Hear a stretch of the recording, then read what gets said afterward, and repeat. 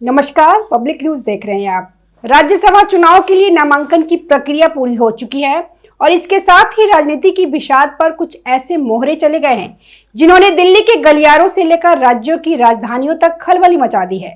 Congress party ने अपने उम्मीदवारों की घोषणा की तो भारतीय जनता पार्टी ने भी अपने पत्ते खोलते हुए नामांकन दाखिल करा दिए। लेकिन इस पूरी प्रक्रिया में जो सबसे बड़ा बखेरा खड़ा हुआ है वह है कांग्रेस की उम्मीदवारों वाली सूची और उसमें छिपे गहरे राजनीतिक संदेश। कांग्रेस की लिस्ट आते ही सबसे पहले जिस नाम की चर्चा हुई वह पवन खेरा का नहीं होना था। पवन खेरा जो कांग्रेस के मुख्य प्रवक्ता है और टीवी डिबेट्स में दिन रात भाजपा से लोहा लेते हैं, उनकी तपस्या एक बार फिर अधूरी रह गई। पिछली बार जब उन्हें राज्यसभा नहीं भेजा गया था तब उन्होंने सार्वजनिक रूप से अपनी पीड़ा व्यक्त की थी। इस बार भी सोशल मीडिया पर हवा बनाई गई कि खेरा साहब या सुप्रिया श्रीनेत, जिन्हें कुछ लोग घंटी वाली आंटी के नाम से कटाक्ष करते हैं, को उच्च सदन भेजा जाएगा। सोशल मीडिया पर इसे लेकर जबरदस्त तरीके की ट्रोलिंग शुरू हो गई और लोगों ने यह लिख दिया कि खेरा की तपस्या में लगता है कि एक बार फिर जो है यहाँ पे कमी रह गई। खेरा की तपस्या में कमी होने के कारण जो इस बार भी पवन खेरा को मौका नहीं मिला। जी हाँ, बिल्कुल सही सुना आपने। सोशल मीडिया पर मीम्स की बाढ़ आ गई है और लोग लगातार पवन खेरा को जबरदस्त तरीके से ट्रोल कर रहे हैं। एक व्यक्ति ने लिखा कि कांग्रेस ने एक बार फिर पवन खेरा को राज्यसभा सीट के लिए नजरअंदाज कर दिया। दिन रात एक करके कांग्रेस के राजकुमार और राजमाता की चाटुकारिता में लेकिन तपस्या में कमी रह गई होगी। इसके बाद आपको बता दें कि एक और व्यक्ति ने इसी तरीके से एक कमेंट किया और लिखा कि अब नहीं मिला तो कभी भी नहीं मिलेगा। यह झूठ मूठ का कांग्रेस में अपनी जिंदगी जो है खपा रहे हैं। लेकिन हुआ क्या? कांग्रेस ने अपने इन मुखर प्रवक्ताओं को एक बार फिर किनारे कर दिया। ऐसा लगता है कि कांग्रेस में चापलूसी का एक निश्चित स्तर पार करने के बाद भी राज्यसभा की गारंटी नहीं है। मतलब गाली गलौज करके आप राज्यसभा पहुंच जाएंगे, यह पॉसिबल नहीं है। सुप्रिया श्रीनेत ने होली की शानदार तस्वीरें खिंचवाई मानो राज्यसभा का टिकट पक्का हो गया हो, लेकिन अंत में रंग में भंग पड़ गया। पवन खेरा और सुप्रिया श्रीनेत जैसे लोग एक दूसरे को ही काटते रह गए और दोनों की झोली खाली रही। पवन खेरा की तो जो घोर बेइज्जती हुई है। खबर चल रहा है अखबारों में कि सोनिया गांधी ने चिट्ठी भेजी है। केसी वेणुगोपाल चिट्ठी लेकर के गए। रात के अंधेरे में बातचीत हुई और बातचीत में यह कहा गया कि भाई एक राज्यसभा की सीट दे दो, पवन खेरा को भेज दो। पवन खेरा को तो नींद नहीं आ रही होगी, सपने में वो जो शपथ लेते हुए देख रहे होंगे। लेकिन मालूम चला पर्चा खुला तो वहां क्रिस्टोफर तिलक का नाम आ गया। अभिषेक मनु सिंघवी के अलावा कांग्रेस ने जो अन्य 5-6 नाम पेश किए हैं वही राजनीति की मुख्य धारा के लिए बिल्कुल अनजान है। फूलो देवी नेताम जो छत्तीसगढ़ से हैं, करमवीर सिंह बोध जो हरियाणा से हैं और श्री अनुराग शर्मा जो हिमाचल प्रदेश से है, ये वो नाम है जिन्हें सुनकर खुद कांग्रेस के कार्यकर्ता हैरान है। सवाल यह उठता है कि कांग्रेस ने अपने कद्दावर नेताओं दिग्विजय सिंह, कमलनाथ, भूपेश बघेल और आनंद शर्मा को क्यों दरकिनार किया। आनंद शर्मा की पीड़ा तो खुलकर सामने आ गई। उन्होंने कहा कि राजनीति में स्वाभिमान बहुत महंगा होता है और सच बोलना एक अभिशाप और अपराध है। 40 से 50 साल का करियर होने के बाद जब राहुल गांधी ने उन्हें किनारे किया तो यह साफ हो गया कि कांग्रेस अब पुराने वफादारों के बजाय अज्ञात लोगों के माध्यम से राज्यसभा की सीटें शायद मैनेज या सेल कर रही है। पूरी सूची में एकमात्र जानदार नाम है अभिषेक मनु सिंघवी। सिंघवी को तेलंगाना कोटे से राज्यसभा भेजा जा रहा है। याद कीजिए, पिछली बार उन्हें हिमाचल प्रदेश से खड़ा किया गया था, लेकिन वहां कांग्रेस के भीतर ही क्रॉस वोटिंग हो गई और सिंघवी चुनाव हार गए। माना जाता है कि आनंद शर्मा जैसे गुट ने ही सिंघवी की लुटिया डुबोई थी। अभिषेक मनु सिंघवी और कपिल सिब्बल जैसे वकीलों की ताकत किसी वोट बैंक से कम नहीं, बल्कि सुप्रीम कोर्ट में उनकी पकड़ से तय होती है। बड़े बड़े सफेद पोस्ट नेताओं राहुल गांधी, सोनिया गांधी, अरविंद केजरीवाल को लगता है कि अगर अभिषेक मनु सिंघवी उनका वकील है तो सीट पक्की है और बेल यानी कि जमानत की गारंटी है। सिंघवी का वो पुराना वीडियो आज भी लोगों के जेहन में है, जिसमें वे एक महिला वकील को सपना दिखा रहे थे कि हाईकोर्ट का जज मैं तय करता हूं। जो व्यक्ति जजों की नियुक्ति पर असर डालने का गुमान रखता हो वह किसी भी नेता के लिए लाइफलाइन से कम नहीं है। 1.5 दशक 2 दशक पहले जिस सिंघवी ने हाईकोर्ट के जज तय करने का गुमान पाला हो।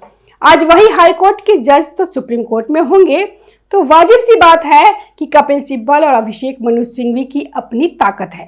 तेलंगाना में कांग्रेस की सरकार है। अभिषेक मनु सिंघवी तेलंगाना कोटा से कांग्रेस के राज्यसभा जाएंगे। अब इसमें से आप जितने नाम देख लीजिए, आप इसमें से किसी नाम के बारे में कोई परिचित नहीं होंगे। कांग्रेस ने जो 6 उम्मीदवार घोषित किए हैं, उनमें से कोई चेहरा नहीं है।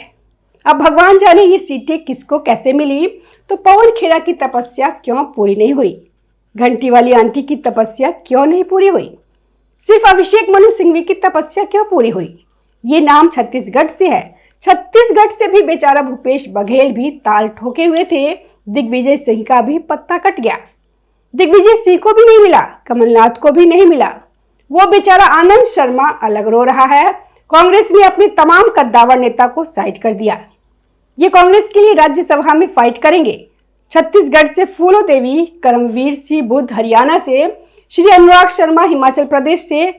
टिकट न मिलने पे बाद में आनंद शर्मा ने कहा कि मैं यह नहीं कहूंगा कि मैं निराश हूं, लेकिन राजनीति में आत्मसम्मान बहुत महंगा होता है। मुझे कोई जानकारी नहीं, सेंट्रल लीडरशिप इस तरह की डिसीजन ले रही है। सुप्रीम कमांड जो कांग्रेस की है, जिन्होंने फैसला किया है वो बता सकते हैं, और जिनके कहने पे फैसला होता है वो बता सकते हैं। मैं इस स्थिति में नहीं हूं, इस पे कोई भी टिप्पणी नहीं करूंगा। अगर हम आनंद शर्मा की बात करें, हिमाचल के कद्दावर नेता हैं। 40 साल के करीब उनका करियर है। दरअसल स्वाभिमान राजनीति में बहुत महंगा होता है, उसकी कीमत चुकानी पड़ती है, और सच बोलना एक अभिशाप और अपराध समझा जाता है। और अभिषेक मनु सिंघवी की जगह कौन आ सकते थे, इसका विकल्प नहीं था। लेकिन बाकी के जो 6 हैं, उनके जगह तो आनंद शर्मा जरूर हिमाचल प्रदेश से बन सकते थे। वही अभिषेक मनु सिंघवी को राज्यसभा भेजने का असली मकसद केवल उन्हें सदन में बिठाना नहीं है, बल्कि इसके जरिए अरविंद केजरीवाल को एक बहुत बड़ा संदेश देना है। अरविंद केजरीवाल अब तक इस मुकाबलते में थे कि वे कांग्रेस को गाली भी देते रहेंगे और सिंघवी के जरिए कानूनी सुरक्षा भी पाते रहेंगे। आज अगर केजरीवाल, सिसोदिया और संजय सिंह छुट्टा घूम रहे हैं या बेल की उम्मीद कर रहे हैं, तो उसके पीछे अभिषेक मनु सिंघवी की वकालत रही है। लेकिन अब राहुल गांधी ने शतरंज की चाल बदल दी है। केजरीवाल ने हाल ही में सोनिया गांधी और राहुल गांधी के खिलाफ जो बयानबाजी की, उसने सारी हदें पार कर दी। केजरीवाल ने सीधे तौर पर अमित शाह को उकसाया है कि राहुल गांधी, सोनिया गांधी और रॉबर्ट वाड्रा बाहर छुट्टा कैसे घूम रहे हैं। कांग्रेस में सब कुछ बर्दाश्त किया जा सकता है, लेकिन मम्मी सोनिया गांधी और भैया राहुल गांधी पर हमला कभी नहीं सह सकता। अभिषेक मनु सिंघवी अब कांग्रेस कोटे से 6 साल के लिए राज्यसभा जा रहे हैं। इसका मतलब यह है कि उनकी प्राथमिकता अब केवल कांग्रेस और राहुल गांधी ही होंगे। केजरीवाल के लिए अब सिंघवी वैसी जान लगाकर वकालत करेंगे, इसकी संभावना शून्य है। केजरी ने जोश में होश खो दिया। कांग्रेस के घोड़े पर सवार होकर कांग्रेस के वकील की वजह से मौज लेने वाला केजरीवाल अब अकेला पड़ेगा। राहुल गांधी ने हाल ही में केजरीवाल पे जो सीधा प्रहार किया, वो अभूतपूर्व है। राहुल ने कहा कि बेईमान आदमी ही खुद को ईमानदार होने का सर्टिफिकेट देता है, ईमानदार को जनता सर्टिफिकेट देती है। उन्होंने सीधे तौर पे केजरीवाल को दिल्ली के सबसे बड़े लीकर स्कैम का आरोपी बताया। राहुल गांधी जैसा नेता, जिसकी पार्टी ने दिल्ली में केजरीवाल के साथ गठबंधन किया था, अब खुलकर कह रहा है कि केजरीवाल भ्रष्ट और मक्कार है। यह बताता है कि कांग्रेस अब केजरीवाल का पॉलिटिकल वध करने के मूड में है। सत्ता से 12 साल बाहर रहने के बाद भी सोनिया गांधी का वो जलवा है कि उन्हें छूने वाले जल जाते हैं। केजरीवाल ने सोनिया गांधी और रॉबर्ट वाड्रा का नाम लेकर खुद ही अपनी तबाही का रास्ता चुन लिया।